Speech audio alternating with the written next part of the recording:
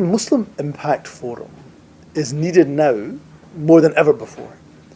I think it's fair to say that the challenges not just the Muslim community faces, but humanity faces, are very grave indeed. Very difficult times that we live in. I find it insane that he tries to relate the problems that we are now facing, whereas I see it, Muslims are one of the problems that we are now facing. Quranic extremism is one of the most pressing dangers that Western Europe is facing at the moment. And I think from now on, we should start calling it Quranic extremism, because that's what it is. It's ideological extremism stemming directly from the teachings of the Quran. So let's start calling things by their name. You can see in the United Kingdom alone, the rise of the far right, driven by anti-Muslim hatred. The spell of the word far right has lost all its power, Hamza. You can keep trying to use it, but it's lost all the potency it might have had 5 or 10 years ago. We don't want Quranic extremism infecting our Western society. You can call it far right, I prefer to call it common sense. We don't want a 7th century anachronistic ideology having absolutely no influence whatsoever in our society or to spread throughout Europe. And then in the East, we see some major challenges, thinking about particularly the genocide in Gaza. You're so quick, Hamza, to criticize Israel, but I've never heard a word from you about the genocide of Christians happening right now in South Africa. Do you see that too? Or the only things you care about are the problems that Muslims have? Because if the only things you care about are the problems that Muslims are facing right now, well, being in a Christian country, then I truly believe a Christian country is not where you should be, Hamza. You should maybe move to a Muslim country where there, the only problems you will find society has are Muslim problems. And yet, the Muslim community is huge in number. There is 1.6 billion Muslims in the world and only 700 million Europeans. So, are we the minority then? Should our woes and troubles be always put forth than those of Muslims? Should our wishes always be put in front of those in the majority? Because they are clearly the majority.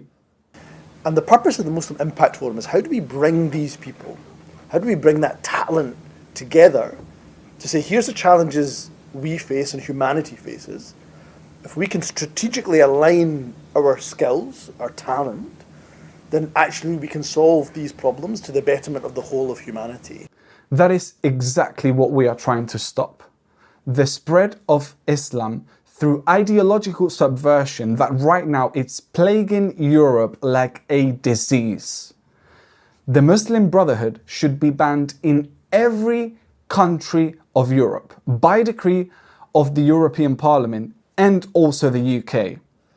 And I dare to say that any other form of Islamic organization at the level of either policy making or influencing policy banned outright. Nothing but Western European principles and our own ancient values or religion should be promoted or funded publicly, either at the state level or independently funded. To, again, the end of policy making. Nothing but European values and traditions should be publicly celebrated or funded. You know why, Hamza? Because you are in Western Europe. If you want to further the values and principles of Islam, we politely invite you to move to an Islamic country and further them there. We have our own values, our own traditions, our own religion, our own principles. We don't need yours. We don't need any Muslim group, either political or parapolitical, to solve absolutely anything, Hamza. We are capable of solving our own problems without the helping hand of Islam. Before Islam tried to invade Western Europe in the 7th century, we were quite capable, and remarkably so, I should say, to advance our own civilization. We don't need Islam's help to solve absolutely anything. Thank you for the offer, but we, for now, politely refuse. Emphasis on the for now and the polite. And that's why I'm delighted to be a supporter, to be working with the Muslim Impact Forum. Look, I used to attend conferences. I was in government for 12 years in different roles. That's the problem, Hamza. For way too long, we have permitted in Western Europe people who profess an alien ideology to that of our own.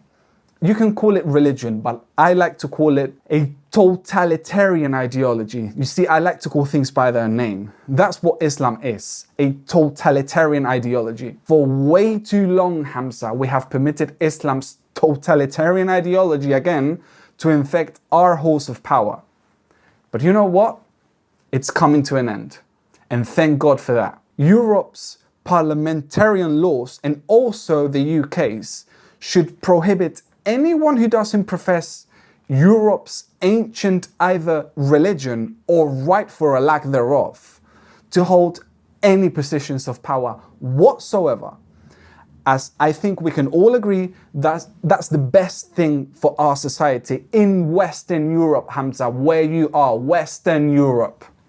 A rare and unique opportunity to see what was over 250 people from across the world come together, all with one purpose, to see what we could do collectively to try and improve the lives of Muslims across the world, but not just for the Muslims, because as Muslims we believe what's good for Muslims is actually good for everyone. Yeah. That's the prophetic tradition. We don't need your contribution. Thank you very much, but we don't need it. We were able to erect monuments to greatness long before Islam. The Parthenon, the Colosseum, the aqueducts.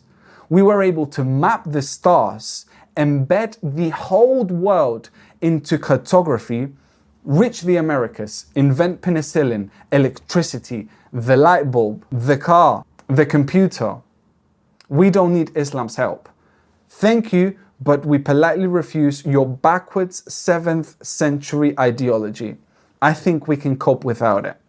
And I would say hand on heart now that we are at a tipping point in this country, and it's reflected in other countries as well, where we either try and do something different, to try and self-organize Muslims, to represent ourselves better, to use our resources better, and to influence the countries that we live in better than we have done already. Brother Hamza is a relatively rare and unique political talent. Are you trying to say between the lines what I think you are? Because maybe we should also start to organize better, to do something different, to represent better how our own communities, our own countries should be run. What should be permitted, what shouldn't, what should influence or shouldn't influence our own countries, Hamza. In this country, there are 4 million Muslims, and that number is growing fast. But of those 4 million, 50% are under the age of 25. 1/3 are actually under the age of 15. So it's a very, very young community.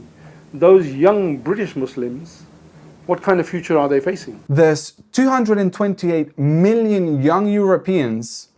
I seriously wouldn't try to push that line of argument too much if I were you, Hamza.